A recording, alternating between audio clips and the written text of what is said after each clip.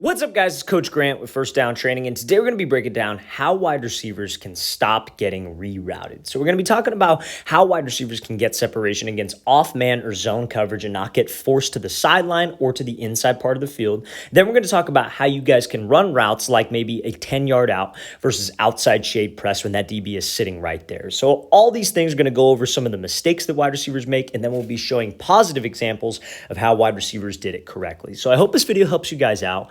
But also, fellas, if you're a wide receiver and you want to get some work in with us for the remainder of this summer, we are coming out to 2 more locations across the U.S. for 2-day long QB and wide receiver training camp. So next up, we will be attending a Salt Lake City, and then we'll be finishing off the tour in Los Angeles, California, both in the month of July, fellas. So if you guys want some more information on that, would like to travel out and get some work in with us, check out that very first link below, fellas. We'd love to have you there. Let's get started. So now, this first rider, this is from Terrell Owens versus Darrelle Revis. Now, Darrelle Revis, obviously one of the best DBs of all time. Terrell Owens, probably one of the best wide receivers of all time. But this just shows what you have to do against a talented DB who's an off coverage. So he's running a fade right here, right? So anytime that you have to run a fade against outside shade, maybe it's head up zone coverage, or maybe it's just straight up zone in general. This is more of like a head up look. This DB is face, or Revis is face towards the QB. We know because he's probably head up and turned like this, he has help to the inside. So if I have to run a fade, where a lot of wide receivers go wrong and why they get rerouted is because they will just run the dang route. They don't give any kind of move. They don't give any kind of move to threaten a DB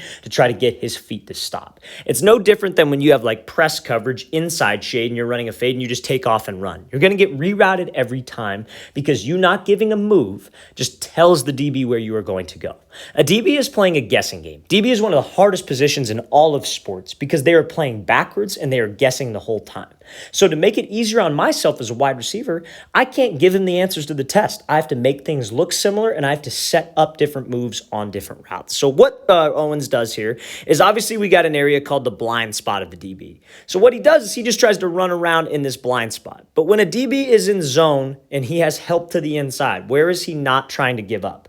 He is not trying to give up the outside. He wants to do whatever possible to not let T.O. run behind him. So if we just go and we just run there, and that's my game plan, because it is a fade route, and we ultimately want to get to that spot, I can't just take off and run. I got to give him something. I have to threaten him somewhere. So what he should have done is he should have went right off with his stem, stepped on the toes of Darrelle Revis, and gave him a hard fake to the inside. Because at least if I were to go at him, and I gave him a fake to the inside, maybe we get his feet to stop, maybe we get him to hesitate, and then I have some space to create. But if we just try to run around him, Revis is going to reroute us by stacking us. He is going to run the route for me. He is going to stay over the top, keep forcing me to the sideline, because now when I'm a yard from the sideline like this, that is almost an impossible throw for the QB. That is such a hard throw, but if he would have ran at him, gave him a little fake, and got around him with a few more yards to the sideline, that QB could actually fade him out. So to avoid getting rerouted, fellas, the first thing that we have to do is we have to give this DB a move. We cannot try to run around him. We cannot try to beat a talented DB with speed. This is why a lot of wide receivers don't necessarily make it at the next level, because in high school, they're used to just running around guys. I'm bigger, I'm faster than you, I'm just going to run. But in college, that college level, everybody on that field is a good athlete. Every DB you're going up against every single week is talented. So you have to bring some more tools to the table. This is no different. I'll give you guys another example. Let's say, for example, Revis is here, and let's say we have to run a post route. So we talked about this. Why, like Revis, obviously because he's forcing us to the inside, he's turned to the inside, giving us the inside. What does he have to the inside? He has help. So if I had to run a post route right here and I just came off and let's say, again, safety help, I just ran it. I didn't attack him. What do you think would happen? He would get hands right on my hip pocket and force me to the help, rerouting me to his safety.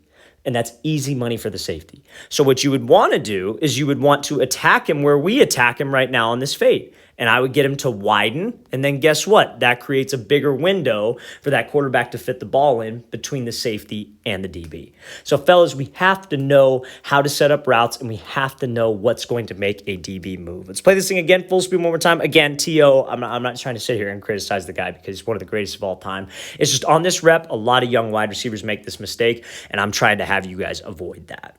Okay, so now, How do you guys avoid getting rerouted against press coverage when maybe you have an outside breaking route like a 10-yard out and you have outside shade press? So I'm going to play this thing full speed and we're going to talk about why he does it like this. So obviously this is Casey Martin. He attacks him outside, takes the inside release, makes a move at the top of the break, and then wins on the route. So let's talk about it.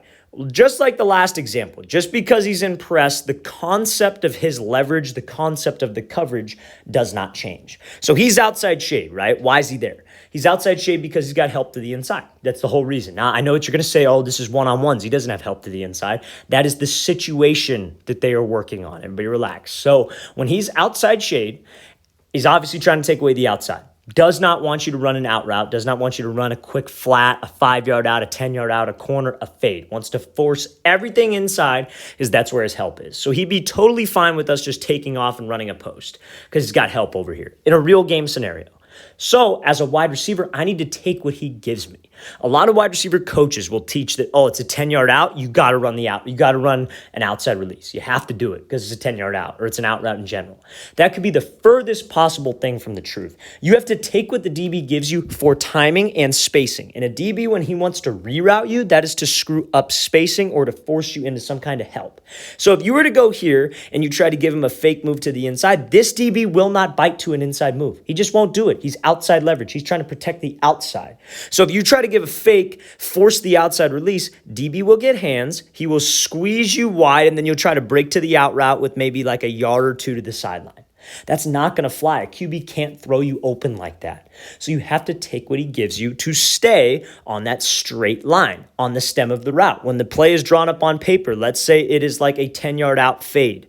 The concept is drawn up like this. That is the spacing of the play. Not fade and then a super wide stem 10-yard out. It's not how the play's drawn up. We have to stay on that straight line. So take what the DB gives me. So I'd want to threaten him outside, give him a move, give him a fake outside, because what do you think that will do? That will keep him honest to the outside. That will make him think, if I sell the move correctly, oh, I'm not giving up the outside release because I don't have any help over here. I want to protect over there. Don't have any help. So if he fakes out there, I'm going to keep my leverage. But little do they know that that sets up the inside release for us. That helps me keep spacing, keep timing. I'm not getting jammed. I'm not getting rerouted. And now, when I get to the top of the break, guess what? I got plenty of space for this QB to lead me and throw me open. Even if I'm not wide open like Casey Martin is right here, I have plenty of space to do so. Now, some of you might ask, well, coach, what if I get this guy off the platform? What if I attack him outside? He sits there. But when I take this inside release, and I'm breaking up, what if he doesn't bite? Like, what if I'm not able to restack him? You have to have a plan for that. So when you're not able to restack and he's running hip to hip with you, what do you think you could do? You could throw him by.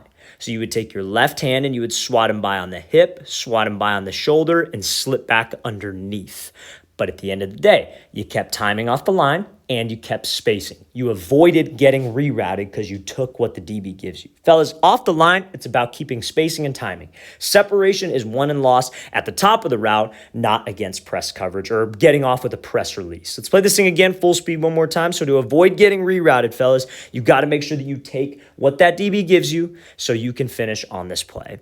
All right, so now, this next release here, to avoid getting rerouted, you have to make sure that we know how to sell, that we have to know how to sell each and every release.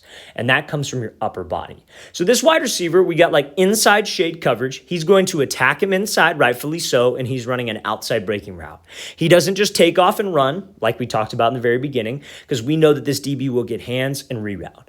But if we don't sell the release enough, that DB will still be able to reroute. So let's play this thing full speed. So he decides to go with this like dive release, but he gives the route away with his pad level. And you see how this DB is able to reroute him to where he's maybe got a yard from the sideline. So let's talk about that. When he does this release where he dives to the inside, you see how before he gets his foot down on the cut, watch it, you see how his shoulders and his hips are already starting to leave. They're already starting to go to the outside.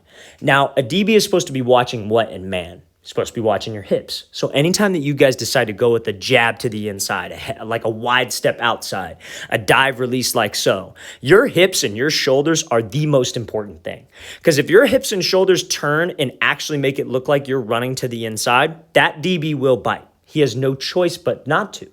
So when you guys run a route and you kind of give it away, you kind of start to turn before the cut, that allows the DB to see that, because that's where his eyes are, and then he can get hands. And when he gets hands and he can reroute me to that sideline, I do not have space, and that will be a pick for him every single time. So let's play this thing again, full speed. Again, fellas, cannot start to turn that body before that release. Now we're going to show a good example of that. So this is going to be a wide step. So we have like head up coverage, and he's taking an inside release. So when he does this, he's setting him up with a wide step. That's where you step with your back foot wide outside the DB's frame to get him to jump. But I just want you to pay attention to his upper half and how his upper half is the sole thing that got him open on this. So let's play at full speed. So he does his little kick step, steps wide, and is able to get that DB to open up. Now let's talk about this. When that foot hits the ground, where are his hips and shoulders? His hips and shoulders are fully committed to the outside. He is stepping outside of the frame. That is where it will get the DB to move, because quite frankly, he doesn't have a choice but to think that it's an outside release. And that is how we have to sell our releases off the line, fellas. If I come up to the line and, like, let's say this DB's lined up inside shade, like 2 to 3 yards off, and I got to give him a fake inside, I better make it look like a drag. My hips and shoulders have to be fully committed to that cut. I got to try to set this DB up outside with a wide step. My hips and shoulders better be fully committed to that fade, because that is where he's watching, and that is what will get me open. Let's play this thing again, full speed one more time. Great job by this wide receiver executing that wide step and then creating some space at the top. All right, fellas, I really want to thank you for watching. I really appreciate it. If you guys have any questions at all, don't hesitate to leave those in the comment section below. We always appreciate the feedback. It's always great to hear from you guys. And again, fellas, if you'd like to come out to our last 2 off-season training camps, we're coming out to Salt Lake City, Utah, and then Los Angeles, California, both in the month of July. So check out that very first link below. I'll see you guys next time.